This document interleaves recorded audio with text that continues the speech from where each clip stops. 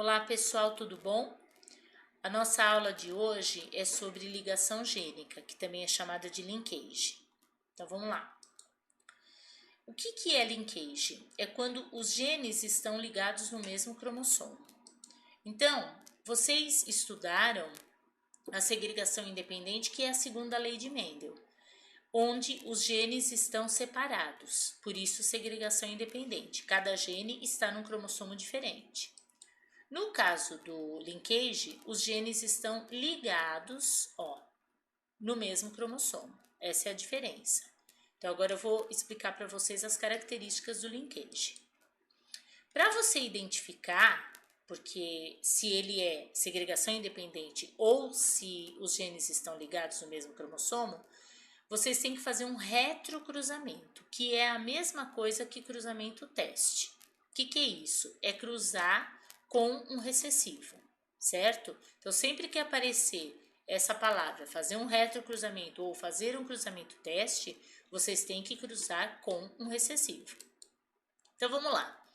Na segregação independente, você tem um dihíbrido e aí você vai cruzar com um duplo recessivo, certo? Então, esses são os gametas do dihíbrido. O gameta do duplo recessivo vai ser sempre Azinho Bezinho.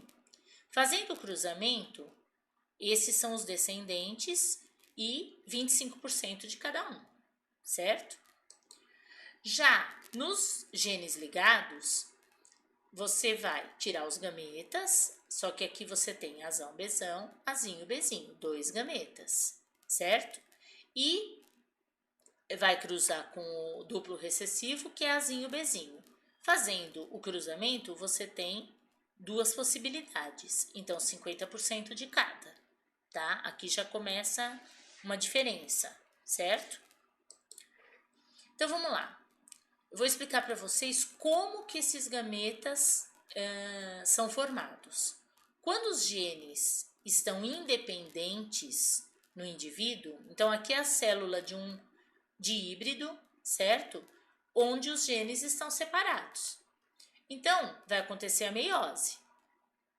Lá na metáfase da meiose é quando os cromossomos estão condensados na região equatorial da célula. Então, aqui, esse pontilhado seria para representar a região equatorial da célula. Então, eles estão concentrados aqui no centro. O que vai acontecer após a metáfase? A anáfase. A anáfase é quando esses cromossomos vão para os polos, certo? Então, eles vão ser puxados para os polos para depois vir a telófase e separar essas duas células. Tudo bem? Então, as possibilidades aqui de metáfase nesse indivíduo que tem a célula dihíbrida é, por exemplo, ficar o azão e o bezão. Aqui duplicou o cromossomo, né, gente? Aqui estava simples, ele duplicou, porque nós estamos falando aqui da metáfase, está condensado no centro. Então, ele pode ficar o azão e o bezão, desse jeito que está aqui, desse lado, e o azinho e o bezinho desse lado. Ou pode ficar o azinho e o bezão, e o azão e o bezinho. Isso é na hora da metáfase. Aí, ocorreu a meiose 1 e a meiose 2 vai produzir 4 gametas. Lembra que na meiose, no final da meiose, você tem a formação de 4 gametas. Então, aqui você tem o gameta azão-bezão e o azinho-bezinho, daqui. Aqui você tem gametas azinho-bezão e azão-bezinho, certo? Então, são 4 tipos de gametas diferentes, 25% de cada um. Então, isso é o que o dihíbrido forma, né, na segregação independente. Tudo bem? 25% de cada gameta. Quando você tem o linkage, aqui você tem uma célula dihíbrida também. Mesma coisa, vai fazer a metáfase. Os cromossomos estão condensados na região equatorial. Só que aí o que vai acontecer? Como eles estão ligados, eles tendem a ser puxados pelas fibras de fuso aqui para os polos juntos, tá? Essa é a tendência. Então, ele vai junto para o polo, para depois separar as células e formar os gametas, certo? Então, aqui existe a formação de dois gametas, o azão bezão e o azinho bezinho, e só. Então, no caso, 50%, formação de dois gametas. Tudo bem? Isso é chamado de ligação completa, ou seja, linkage completo. Por que completo? Porque só surgiram dois gametas, que são os gametas que vieram da célula mãe, tá? Que deu origem a eles, e não houve a troca de pedaços entre eles, que é chamada de crossing, que aí eu vou explicar para vocês, tá? Então, isso nem sempre vai acontecer justamente por causa do crossing, tá? Que vai trocar os pedaços aqui entre as cromátides. Então, vou explicar. O que é o crossing? É que é a mesma coisa que permutação. Você tem lá a célula. Então, um cromossomo duplicado, ele tem duas cromátides, certo? Então, aqui você tem dois cromossomos. As cromátides internas vão ser quebradas e trocadas. Isso é permutação.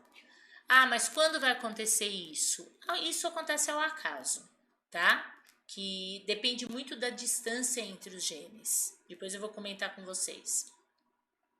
Então, aqui, ó, formou houve a troca, né, o crossing, aí formou essa célula e essa célula. Então, olha aqui, ele tem uma cromátide que é como a que iniciou o processo, e uma cromátide nova que ela foi trocada de pedaço com a outra. Aqui a mesma coisa, a cromátide interna foi trocada e a outra permaneceu. Na hora que ele faz, isso é meiose 1. Na hora que ele faz a meiose 2, ele tem a formação de 4 gametas, só que 4 gametas diferentes. Então, aqui o azão bezão e o azão bezinho. Só que esse azão bezinho, ele veio do crossing. Então, ele é chamado de gameta de recombinação. Esse não, então ele é parental. Aqui é a mesma coisa. O azinho bezão veio do crossing, então ele é um gameta de recombinação. E o azinho bezinho, ele é parental, tá? Sempre a taxa de recombinação é menor. Não existe uma taxa fixa. O problema vai te dar e você vai calcular, que eu vou explicar para vocês. Mas sempre esse valor aqui vai ser menor do que os parentais. Tudo bem? Então, isso é chamado de ligação incompleta, ou seja, é um linkage incompleto. Por quê? Porque aconteceu o crossing, tá? Então, vamos lá. O crossing. Houve a troca de pedaços entre as cromátides, só que essas cromátides, pessoal, tem que ser cromátide homóloga, ou seja, para a mesma característica, tá? E tudo isso vai acontecer ao acaso, porque vai depender muito da distância entre os genes que estão posicionados ali no cromossomo. Então, vou dar um exemplo. Aqui nós estamos falando de azão bezão. Então, trocou de pedaço com azinho bezinho. Então, são genes alelos. Então, são cromossomos homólogos porque eles estão carregando as mesmas características, A e B. Se aqui fosse AB, mas esse daqui fosse Czinho, Dzinho, isso daria problema, entendeu? Porque qual é a vantagem de acontecer o crossing? É a variabilidade genética. Você tendo gametas diferentes, você tem possibilidades diferentes, pessoas diferentes, né? E isso é bom porque essa variabilidade vai levar a uma resistência, por exemplo, a determinadas doenças que um tem, outro não tem. Então, assim, o surgimento de pessoas diferentes, certo? Senão seria tudo igual, né? Os irmãos seriam iguais e não é esse o caso. Então, a importância do crossing é ter a variabilidade genética, certo? Então, só que isso vai acontecer entre cromátides homólogas. Tudo bem? Elas carregam as mesmas características. Não importa se é um gene dominante, se é um gene recessivo, mas são genes correspondentes, tá? São alelos, tudo bem? Então vamos lá. Então aqui um exemplo, tá? Esse indivíduo, vamos dizer que as células dele, de todas as células dele que estão fazendo meiose, então essa é uma célula diploide, certo? Ela vai fazer uma meiose para formar células haploides. 80% das meioses desse indivíduo sofreram o crossing e 20% não. Vamos dizer que seja isso, esse exemplo, tá? Então, em 80% das meioses com o crossing, então aqui está mostrando o crossing, ele vai formar gameta azão-bezão, tá? Lembra da outra explicação do outro slide. Então, que seria o parental e o azinho-bezinho também seria o parental. Aqui são os gametas que correspondem ao crossing. Azão-bezinho e azinho-bezão. Tá bom. Então, não foi 80%? Tá, então 20, 20, 20, 20. Tudo bem? Agora, 20% não fez permutação. Então, você tem lá, aqui não houve o crossing, então vai produzir azinho-bezão, azão-bezão, azão-bezão, azinho-bezinho, azinho-bezinho. Ou seja, não foi 20? 5, 5, 5, 5. Certo? Então, agora nós vamos ver quanto teve de crossing, a porcentagem de crossing, e quanto são gametas parentais, ou seja, que vieram dos genes dos pais, aqui, certo? Então, azão-bezão e azinho-bezinho são os gametas parentais. Começou por eles, a divisão começou por eles, por isso que a gente chama de parental, certo? Então, vamos lá. Esses são os gametas que são considerados parentais porque eles são iguais à célula que começou a meiose. Então, vamos lá. Azão-bezão tem 20% e mais 5 e mais 5. Ou seja, 30% de azão-bezão. De azinho-bezinho, 20 mais 5 mais 5. Então, 30% de azinho-bezinho. Então, somando, a gente tem 30% de azão-bezão e 30% de azinho-bezinho, que vai dar 60% de gametas parentais. Aí, o que sobrou?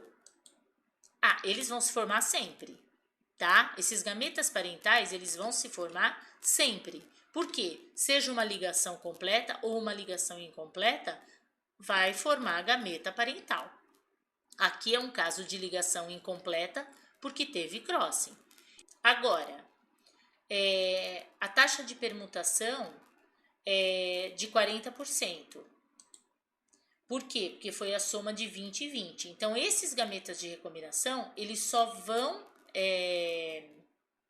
aparecer, só vão ser formados se acontecer o crossing, tá? Então, sempre, pessoal, a taxa de permutação será menor, que não, nesse nosso exemplo aqui, 40% para 60%, tá? Eu gosto muito de colocar essa comparação aqui, dessa tabela, para explicar para vocês a diferença, tá? Do que nós falamos de genes de segregação independente e de genes ligados completos, numa ligação completa e incompleta. Então, vamos lá. Você tem um diíbrido, tá? Esse diíbrido vai formar os 4 gametas, tudo bem? Então, 25% de cada. Isso é o quê? Isso é segregação independente, tudo bem? Segundo a lei. Agora, você tem um diíbrido. Esse diíbrido vai formar 2 gametas, 50% de cada. Então, se vocês viram essa porcentagem, já sabe que é uma ligação completa, ou seja, é um linkage sem crossing. Agora, outro diíbrido, tá? Tudo diíbrido, mas com porcentagens diferentes. Então, aqui tirou os gametas, como vocês tiram nesse daqui, normal. Só que aí você vê uma porcentagem assim. 35, 15, 15 e 35. Então, o que você já deduz? Que esses valores menores são os valores do crossing. Se você tivesse que responder qual é a taxa de crossing, é sempre a soma. Então, 30% de crossing. Então, houve 70% de parentais e 30% de crossing. Então, isso é uma ligação incompleta, ou seja, é um linkage com crossing, tá? Então, observa as porcentagens. Aqui, gente, é só um exemplo, tá? Mas sempre vocês vão responder dessa forma. Pegar os valores menores, somar para dar a taxa de crossing. O que sobrou é parental, tudo bem? Então, vamos lá. Calcular a taxa de crossing. Eu coloquei esse exemplo porque aqui ele deu o exemplo em números, para explicar para vocês como que faz quando é assim, quando o problema vem em número. Então, vamos lá. Você tem uma drosófila de corpo preto e asa vestigial. Ela é duplo recessiva, tá? A outra drosófila, que esse é o macho, a fêmea tem corpo castanho e asa normal. Ela é uma dihíbrida. Fazendo esse cruzamento, obteve esse resultado. 410 drosófilas como a mãe. 410 como o pai. 90, aqui ó, Pzinho, Vzão, tá? Então ele tem a característica do pai e da mãe. E os outros 90, ó, Pzão, Vzinho, teve a característica da mãe e do pai, certo? Então aqui já dá para observar que os valores menores são os valores do crossing. Então, como você vai identificar? Primeiro, os indivíduos de recombinação. Então, assim, esses são os gametas dos pais. Você vai procurar qual é o diferente. Então, o diferente é esse e esse, certo? Então, esses são os indivíduos recombinantes, tá? Ó, 90 e 90. Agora, o que você faz? Você vai somar o total de indivíduos recombinantes, certo? Então, 90 mais 90, 180. Total de recombinantes. A taxa de crossing você vai encontrar como? Pegar o valor dos recombinantes e dividir pelo número total de descendentes. Nesse caso, são 1000 descendentes, tá? E multiplicar por 100%. Então, 180 dividido por 1000, tá? Que é esse 180 dividido por 1000 vezes 100, 18%. Então, você calculou a taxa de crossing dessa forma. Então, se o problema pediu para você calcular, você faz isso, encontrou 18%. Então, o restante são os parentais, certo? Linkage e heterozigotos. Então, quando você tem os alelos dominantes dos dois genes em um cromossomo e os recessivos no outro, a posição deles é cis. Então, você tem azão bezão em um cromossomo e azinho bezinho no outro. Isso aqui, pessoal, é uma outra representação. É a mesma coisa. Está representando dois cromossomos, um com azão bezão e o outro com azinho bezinho. Essa daqui é a mais comum, tá? Mas eu coloquei como pode aparecer em problemas aí, em alguns problemas que vocês fizerem. Então, isso é um heterozigoto cis, porque ele tem os dominantes de um cromossomo e os recessivos no outro. Se os alelos ligados, um é dominante e o outro é recessivo, tá? No mesmo cromossomo, assim, azão, bezinho, azinho, bezão, ele é trans. Então, isso é a posição dos genes no cromossomo, tudo bem? Então, um exemplo. Então, tem lá o cruzamento de um dihíbrido com um duplo recessivo. Ele produziu essa descendência. O problema já te deu isso. certo? Então, aqui você já sabe que os valores menores são do crossing, tá? Então, vamos lá, ele pergunta, qual a taxa de crossing entre os genes em questão? Então, o que você vai fazer? Você vai somar as porcentagens dos descendentes que estão em menor valor. São esses. Então, 4%. Então, aí você já sabe, 4%, tá, então 96% são de parentais, que são esses dois, ó, vai dar 96%. Tudo bem? Então, isso se a pergunta fosse essa, perguntou taxa de crossing, olha os menores valores e soma. Qual a posição? Quando ele pergunta a posição, ele está querendo saber se é cis ou trans. Então, vamos lá. Você pegou o dihíbrido, tirou os gametas, cruzou com o duplo recessivo. O duplo recessivo vai produzir só esse gameta, 100% de Azinho Bezinho. Então, esses são os descendentes, tá? Esses descendentes estão nesses valores que o problema te deu, são dados do problema, tá? Então, você quer saber se a célula que deu origem a esses gametas os genes estão em posição cis ou trans, tá? Então, o que você tem que ver? Os valores maiores, porque sempre os parentais estão em valores maiores e você quer saber a posição dos genes na célula que deu origem aos gametas. Então, Azão Bezão é um deles e Azinho Bezinho é o outro. Que posição é essa? É cis. Porque você tem os dois dominantes de um lado num cromossomo e os dois recessivos no outro cromossomo, tá? Se fosse ao contrário, o que você teria visto aqui nas porcentagens? Esses dois aqui seriam 48 e 48. Então, ele estaria assim e assim aqui. Aí seria trans. E aqui seria 2%, ou seja, isso aqui estaria ao contrário se fosse posição trans. Tudo bem? A probabilidade de ocorrer o crossing, que eu falei para vocês, que é ao acaso, acontece ao acaso por quê? Porque depende muito da distância. Então, por exemplo, ó, aqui você tem uma distância pequena entre os genes. Então, a taxa de crossing é menor, tá?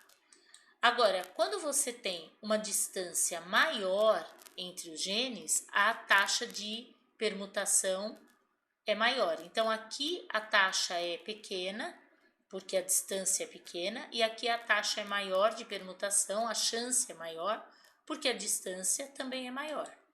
Então, quanto menor a distância entre os genes, menor a probabilidade de crossing. Quanto maior a distância entre os genes, maior a probabilidade de crossing, certo? Essa é a relação. E a distância entre eles está diretamente ligada à taxa de recombinação. Então, dependendo da distância, a taxa de crossing vai ser maior ou menor. Então, por isso que eu comentei, depende se vai acontecer ou não o crossing, não tem um valor fixo, uma porcentagem fixa de recombinação, porque vai depender da distância entre os genes. Tudo bem? Tá, então vou dar um exemplo aqui. Então, imagine 3 genes, C, D e E, eles estão no mesmo cromossomo, tá? Aí, o problema te pergunta, qual é a posição desses genes no cromossomo, certo? Então, o problema vai te falar, a taxa de permutação entre C e D é de 15%. Isso é um dado do problema. Pessoal, ele pode te falar taxa de permutação e te dar assim em porcentagem, como o problema pode te falar que a distância entre C e D é de 15 unidades de recombinação, como ele pode te falar que a distância entre C e D é de 15 morganídeos, que é, na verdade, uma homenagem ao Thomas Morgan, que descobriu essa posição de genes em Drosophila. Então, eu coloquei aqui para vocês, porque depende do problema que vocês forem fazer, de repente está com uma linguagem diferente, mas é tudo a mesma coisa. Então, ele pode te falar a taxa de permutação ou a taxa de crossing entre C e D é 15%, ou a distância entre C e D é de 15 unidades de recombinação, ou a distância entre C e D é de 15 morganídeos. Ele está falando a mesma coisa, tá? Então, voltando. Ele falou que entre C e D tem 15% de recombinação, tá? Ou seja, tem essa distância. Então, você vai representar assim, aqui está o cromossomo, os dois genes, C e D, 15 de distância. Isso é o mapa genético, tá? Que é a posição dos genes no cromossomo. Só que tá bom, ele falou C e D, nós ainda temos o E aqui. Então, continuando. Ele vai falar que, por exemplo, a taxa de permutação de C e E é de 7%. Então, existem dois casos possíveis, porque você tem lá o C e o D. Ele só falou que entre C e E é 7. Então, você está na dúvida se o E vem antes do C ou ele vem depois do C. Você só sabe que ele tem uma distância de 7 unidades de recombinação. Então, como você decide isso? Você vai decidir através do valor da distância entre D e E, que ele também vai te dar. Então, vamos lá. A taxa de permutação entre D e E, se ele te falar que é de 8%, então o E está depois do C, tá? Porque aí aqui vai dar 8 unidades de recombinação. Se ele te falar que é de 22%, então o E está antes do C, certo? Porque aí vai te dar o valor total de 22 unidades de recombinação entre os extremos. Então, a posição entre os genes, no caso, seria essa. Tudo bem? Bom, pessoal, eu espero que vocês tenham entendido, tá? E até a próxima aula. Um beijão para vocês. Tchau, tchau.